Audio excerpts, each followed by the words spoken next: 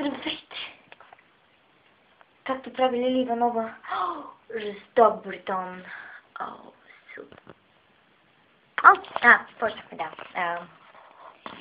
И, дами и господа, днес ще направим една класация, може би, за 20-те неща, които искам да направя преди да умра.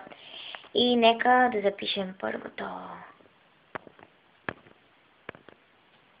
И така, първото нещо, което искам да направя, ето ще чета от тази тетрадка, която е най-любимата тетрадка на света.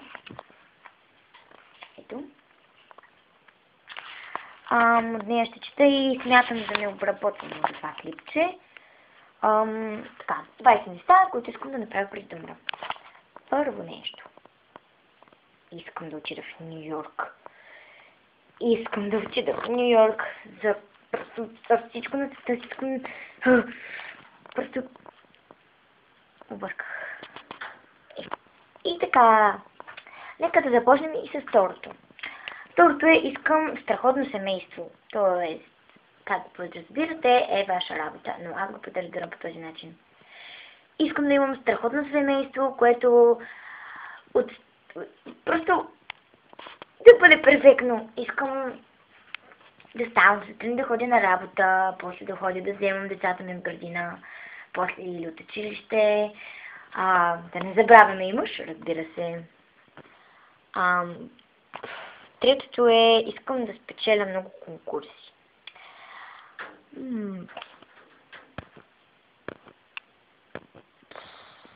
Да. Да, и след това винаги следва четвърто. Четвърто! Искам да стана известна, което никога няма да се случи. Но това е списъка все пак нещата before I die. Искам.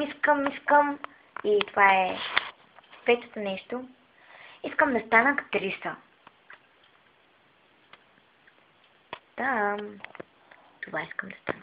Ох, това кой ли не го иска, но аз не го правя с цел, която всички други искат да бъдат.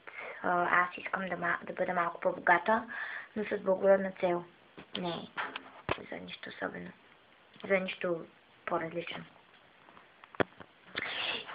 Това е седмото нещо.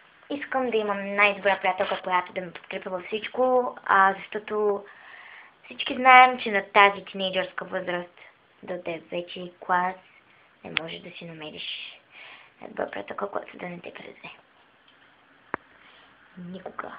Никога не вярвайте на днескашните си приятели. Това ще го прочета, защото е адски дълго. Това мисля, че е 8 нещо в списъка Before I Die. Искам да си имам много дечица, които да щъкат из голямата ни къща, която също е в списъка Before I Die. Леле Боже, аз съм била странен човек. И сега. Искам да видя потъналия Титаник. 9 нещо в списъка. 20-те неща, които искам да направя преди да умра. Искам да обиколя Европа с колело. 10-то нещо в списъка. Кой ли не го иска? Ще бъде малко измъртено. Тъй като преди бях голяма фенка на One Direction, това е 11-то нещо. Искам да видя One Direction всъщност. Да. Но вече не искам да ги видя. Сега искам да видя Коджи Симпсън. Yeah, I'm crazy. Не. Това е по-шантаво. Искам да направя песен с One Direction. Не, просто не. По-кафе. И това е най-хубавото. Искам да съм щастлива и здрава. Това е банално, но това искам. Да. Искам да знам по-добре. Искам да науча много good английски. Ето смесвам български и английски. Но вече започвам да изкачвам. Сега съм на второто стъпалце. Остават ми още 100. Няма. И това... Чакайте. Аз обърках реда. Да. Това е 15-то нещо. Искам да се запозная с Джастин Бибър. Да. Обожавам Джастин Бибър. И това е 16-то нещо в списъка. Before I die. Та-да-да-дам-да-дам! Искам да напиша тинейджърска книга. И това е 17-то нещо. Искам да си намеря страхотна работа, като банкер или бизнесмен. Не. 18-то нещо в списъка. Искам да летя със самолет. Това е в пакет с първото. Искам да отида в Ню Йорк. Да, ако отида в Ню Йорк, ще ми трябва самолет. Така че, ако отида в Ню Йорк, ще съм изпълнила 2 желания. Не го правя хубаво. И това мисля, че да, 19-то нещо е искам да направя зоопарк. Да, ще е супер хубаво да направиш зоопарк. И ще бъде доста благородно. Аз съм много благороден човек, повярвайте. И това е 20-то нещо. Искам да си имам кученце като мен. И сега ще ви разкажа историята. Така, имах едно кученце, което се казваше Меги.